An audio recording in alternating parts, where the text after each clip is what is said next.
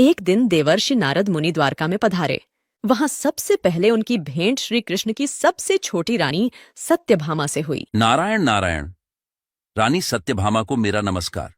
मैं यहाँ आपसे एक विशेष प्रश्न पूछने आया हूँ। पूछिए नारद मुनि। क्या आप बता सकती हैं कि प्रभु श्री कृष्ण से सबसे अधिक प्रेम कौन रखता है, आप या फिर रानी रुक्मणी? नारद मुनि, यह कैसा प्रश्न है? अब भला इस बात से कौन अनजान है? द्वारका की सारी जनता तो यही बात करने में लगी है कि भगवान श्री कृष्ण से रानी रुक्मणी अत्यधिक प्रेम करती हैं। परंतु सच तो ये है कि खूबसूरती के मामले में आप उनसे कहीं सुंदर हैं। आप छोटी रानी तो अवश्य हैं, परंतु श्री कृष्ण को वश में करने के लिए ये काफी है क्या? देवर्षि, बताइए मैं क्या करूं कि प्रभु श्री कृष्ण सबसे अधिक मुझसे ही प्रेम करें? बस उसी वजह से तो मैं आपके पास आया हूं देवी। भगवान कृष्ण को आपके सबसे करीब लाने के लिए मेरे पास एक योजना है। आपकी आज्ञा हो तो बताऊं? अवश्य ऋषिवर, आप अपनी वो योजना मुझे जल्द बताएं। इसके लिए आपको करना ये होगा कि आप श्री कृष्ण को मेरा दास बना दीजिए। यह आप क्या कह रहे हैं नारद मुनि? अगर मैंने उन्हें आपको सौंप दिया तो मेरे पास क्या बचेगा? देवी, इसके बाद आप उन्हें मेरे दास होने से बचाने के लिए उनके भार के बराबर धन का दान कीजिए। इससे वे मेरे दास नहीं बनेंगे और आपके इस कार्य से वे बहुत प्रसन्न होकर आपके करीब आ जाएंगे। लेकिन प्रश्न यह है कि क्या आपके पास इतना धन है? मुनिवर, मेरे पास धन की कोई कमी नहीं है। मैं महाराज सत्राजीत की बेटी हूं। इस कार्य को जल्द से जल्द करते हैं। नारायण नारायण। अब सत्यभामा सीधे भगवान श्री कृष्ण के पास जाती है और उनसे नारद मुनि को दिए अपने वचन के बारे में बताती हैं।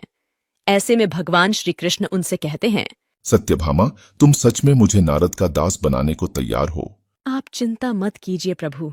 मैं ऐसा कुछ नहीं होने दूंगी। समझाने की कोशिश की, लेकिन सत्यभामा नहीं मानी। तुलादान की सारी तैयारी शुरू हुई। सत्यभामा ने अपने सारे गहने मंगवाए और तुलादान की प्रक्रिया शुरू हुई।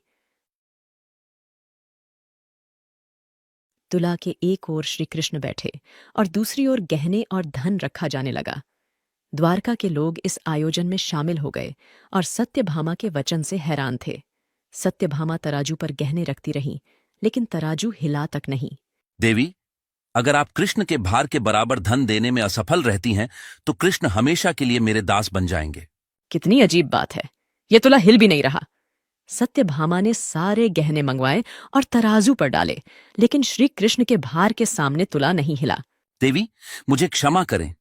लगता है अब आपके पास कुछ नहीं बचा। अब से श्री कृष्ण मेरे दास हैं। नारद मुनि, कृपया ऐसा मत कहें। मैंने सब कुछ दे दिया है।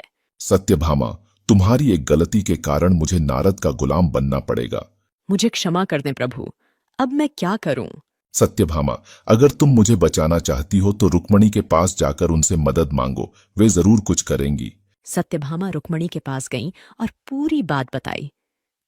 चिंता मत करो, सब ठीक हो जाएगा। चलो, मैं तुम्हारे साथ चलती हूं। रुक्मणी ने तुलसी का एक पत्ता तोड़ा और उसे तराजू पर रखा। तराजू हिलने लगा, लेकिन पूरी तरह ऊपर नहीं उठा। देवी, तराजू से सारे गहने निकाल दो। सारे गहने निकालते ही केवल तुलसी का पत्ता तराजू को ऊपर उठा देता है। इस चमत्कार को देखकर सब चकित रह गए। सत्यभामा भी अवाक रह गईं। श्री कृष्ण तराजू से उतरकर सत्यभामा के पास गए। सत्यभामा, तुमने मेरे लिए अपने सारे गहने दे दिए, लेकिन उसमें भक्ति नहीं थी। उसमें तुम्हारा घमंड था। लेकिन रुक्मणी के मन में केवल भक्ति थी, जिससे एक तुलसी का पत्ता भी मुझसे अधिक भारी हो गया। मुझे क्षमा करें प्रभु। नारद मुनि की वजह से मुझे सही सबक मिला। मेरा घमंड टूट गया। अब से मैं सच्चे दिल से भक्ति करूंगी। इस कहानी का नैतिक यह है कि ईश्वर की सच्ची भक्ति से बढ़कर कुछ भी नहीं होता। ईश्वर को धन, वस्त्र या अन्य बाहरी वस्तुओं से प्रसन्न नहीं किया जा सकता, बल्कि सच्ची और निश्चल भक्ति ही उन्हें प्रसन्न कर सकती है। अहंकार और दिखावे का कोई स्थान नहीं होता। केवल सच्चे मन से की गई भक्ति ही महत्वपूर्ण होती है।